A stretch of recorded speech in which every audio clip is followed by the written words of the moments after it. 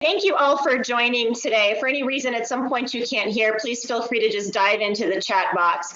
So AOE's been doing webinars for the last 9 months, and I'm imagining many of you on the call today have webinar fatigue. I know that I do, but we still continue to hear from folks that there's some topics that are of interest. So in the month of May, every Wednesday, we're doing what we call webinettes, really short, ideas to be 15-minute, real quick, impactful presentations on a couple of topics. And today, of course, is next gen.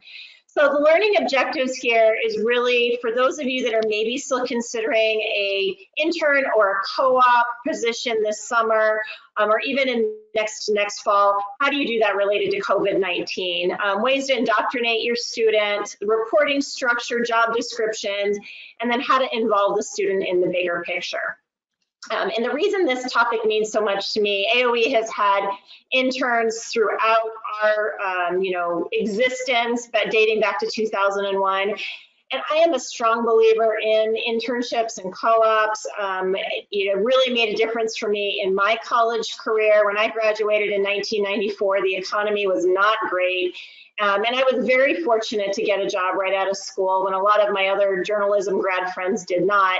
And I really attribute it not to my GPA or even what I learned, but the experiences that I had related to internships. So what's the current situation? College recruiting and internships have been halted due to coronavirus. So in early March or mid-March, 90% of employers actually indicated they still plan to have internship programs this summer. It changed to 74% at the end of March. And then by the start of April, it went down to 35%. I'm sure if we did this study now, it would be down even lower than that. We're going to hear from Bailey soon. She actually signed on as an intern with us this spring, but one of her internships for this summer fell apart. She found out this morning she did get another one, which is awesome, but it's a frequent occurrence right now as we navigate through work from home, through COVID-19. What does it look like for our regular workforce, let alone interning co-ops? So Tony, I'd like to open the first poll here, just asking how many of you are making any changes to your internship programs for this summer? So Tony, go ahead and launch, please.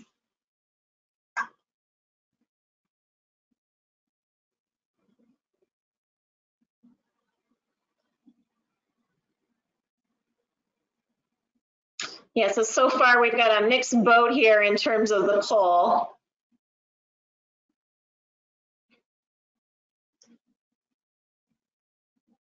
And Tony, go ahead and close that out. So we've got 50-50% here, and I'll march on. So it's a mixed bag in terms of where we are. Other major findings right now, 29% are responding that they will conduct internship programs this summer, but they're going to do it virtually. So what does that look like? Many are delaying the start date, and 15% said they're going to cut back on the number of interns that they're actually bringing into their office.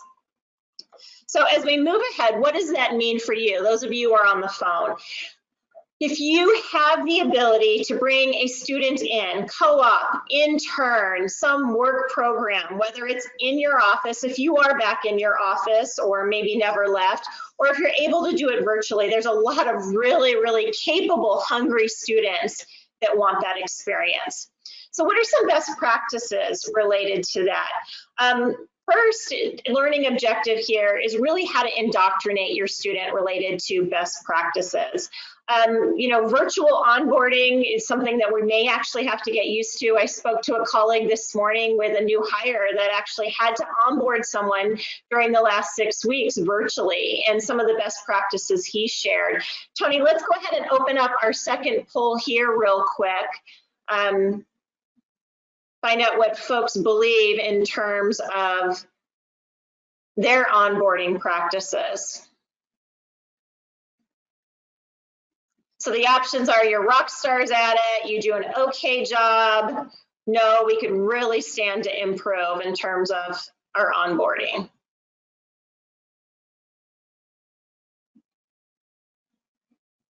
Awesome, we do have someone that's a rock star at it, that's great.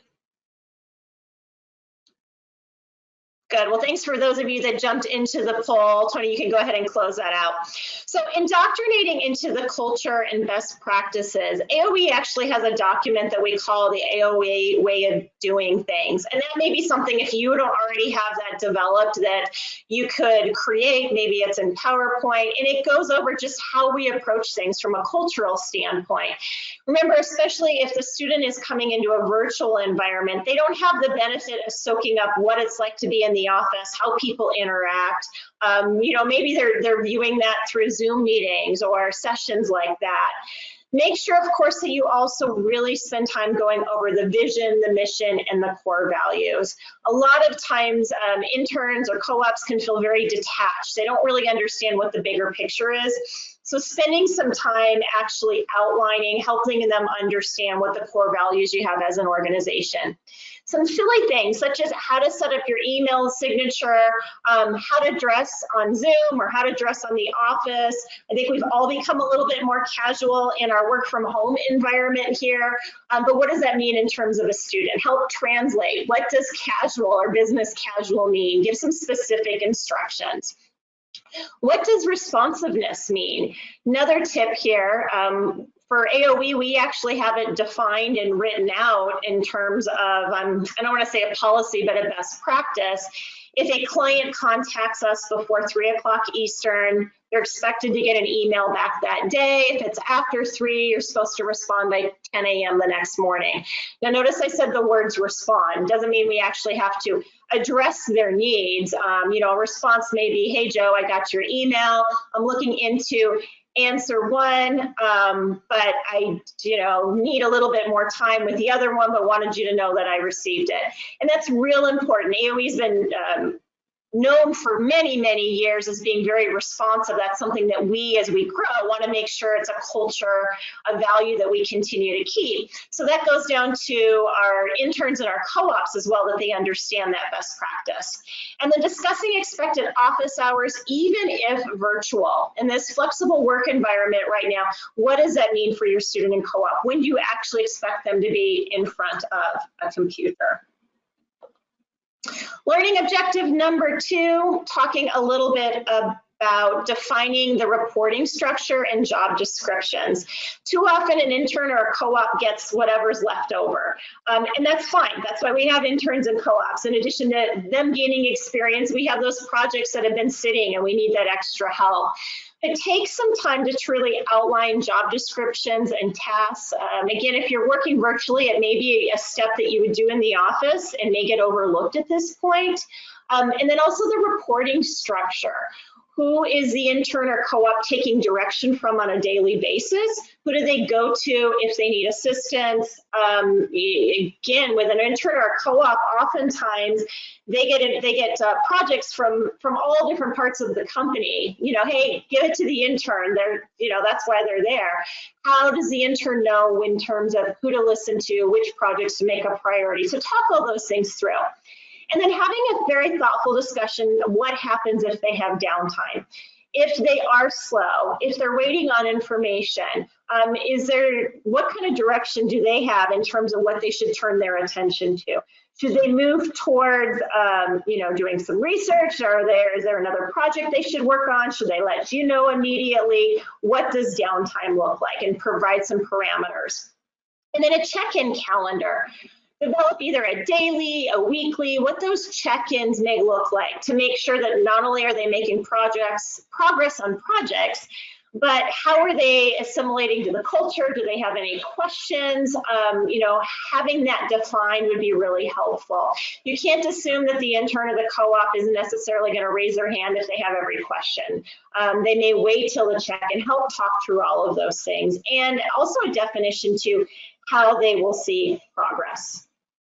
And then painting the picture. I will launch the third poll here, please. And the third poll relates to, do you involve your intern or your co-op in higher level meetings that maybe, you know, above their pay grade? And welcome your input here. So as we're doing this poll, try and paint the picture here. So involving the student into bigger picture meetings so they can see how it works into the overall mission and vision of the organization is really, really important. Help them see what their work means. Otherwise, they can become very, very siloed, and that helps them understand your organization so much better, and theoretically, they can do a much better job for you. A mentor. Maybe the student is working in engineering, or maybe they're working in operations, but they also have an interest in marketing. So is there an opportunity, even though they're not working for marketing, that they could have lunch with marketing representatives at some point, or at least have a conversation? Try and make those connections for them. And then one of the questions, and Tony, you can go ahead and close out that poll, thank you. One of the questions that I get frequently, actually had a cement company call me about this a couple of weeks ago, is it okay to expect your student, your co-op, your intern, or even just a new employee, if they're not technical in nature, do you expect them to learn the industry? And my answer is yes, heck yes. Have them learn the industry to the best they can, but give them the tools to do that. So what industry associations could you point them in the direction of? Point them to NRMCA and ACI and PCA if you're in the concrete industry. Tell them about the trade publications. Give them some data and information so they understand how your company fits into the bigger project in the bigger world. And then my final tip relates to having radical response. So there's a really great book by the name of Kim Scott called Radical Candor, and she does some really great trainings. And she talks about research she's done over the last decade with regard to companies in the United States and how we're not always very good in terms of providing feedback to our employees. We do it maybe in a yearly review process, and some folks are like, what? I had no idea that I was not hitting the mark. I had no idea that I was so off track. What other ways can you provide feedback throughout the year, which of course applies to interns as well, but then having the guts, if you will, to provide candid feedback in a way that's very constructive and share information with them. So it's a great book. I encourage you to check it out. I know that providing feedback can be very difficult for some of us. We don't like confrontation. But the research shows, and it's detailed in Radical Candor, that by not sharing the feedback, by not providing that feedback, we're really doing a whole generation of workers a disservice. As they continue to hum along, thinking that they are doing okay. So with that, I'm going to move ahead quickly as we move through these webinettes to Bailey. And Bailey's going to jump in here. Unfortunately, her camera is not working, but she's going to share a little bit about her intern experience. So Bailey, slides are ready for you. Great. Hi. Yeah, this is Bailey. Sorry you can't see me, but I'm going to talk a little bit about the experience from the perspective of a student and an intern, especially moving through this weird time and this weird summer. So I just want to stress the value of a summer internship for a student these days. For a lot of us, it's a necessary experience to have to get that first job out of college. Most rising seniors are expected to have that internship experience going into their senior year. So it's definitely a challenge for a lot of students right now that are hearing that their internship experiences they were expecting to have are not going to happen the way they expected them to. So I just want to stress that students really want to work this summer, even if the experience is not paid, even if it's not traditional hours, if it's only one project they get to be a part of. They're looking for any kind of experience that they can get. And they're also really willing to work virtually. Students this spring have been doing their classes online, doing projects online, so they're really well versed in connecting with people virtually. So it's almost an asset, I would say, to have a young person these days because we are very well versed in the technology and connecting with each other virtually. So you can advance. Yes, and then I want to talk just a little bit about my internship experience. Last summer, I got to have an internship, a full in-person internship. So I got to learn a little bit about what I value the most. And I had the great experience to get to sit in on those high-level meetings in my company. And that was probably the most valuable to me because I got to see what was really going on. I got to ask questions. I got to be a part of the actual work, and that's probably where I learned the most. And also I had 2 really great supervisors who were really open to letting me ask questions whenever I had them.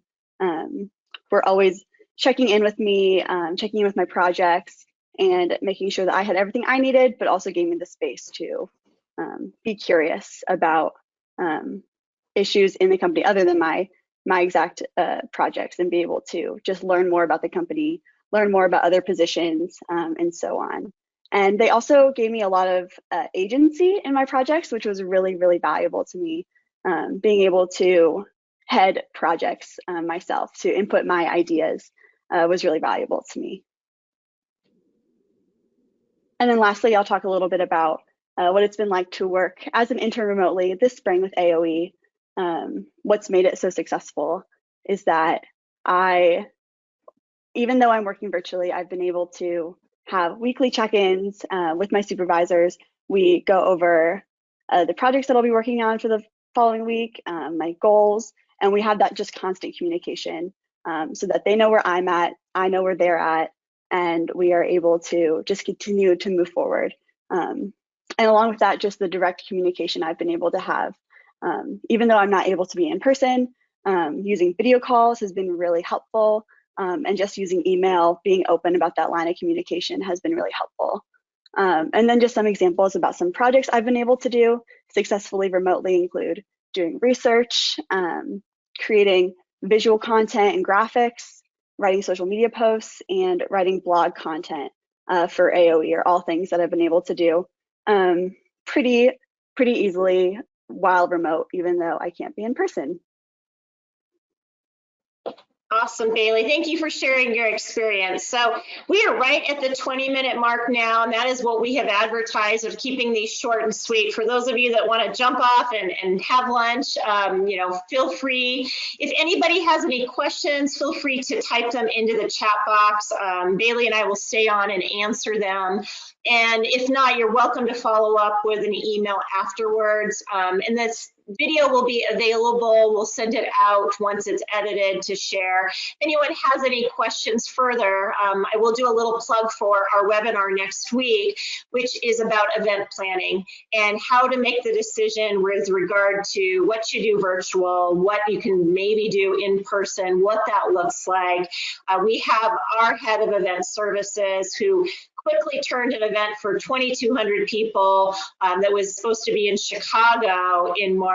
In 17 days, made it a virtual convention. So she's going to share all sorts of tips with that. I'm super excited for Lauren to share her expertise. So Tony, do we have any questions?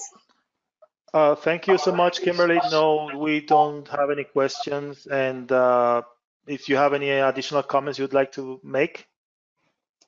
I don't. I say let's keep this, as promised, short and sweet. Thank you all for joining here, and hope to see you next week.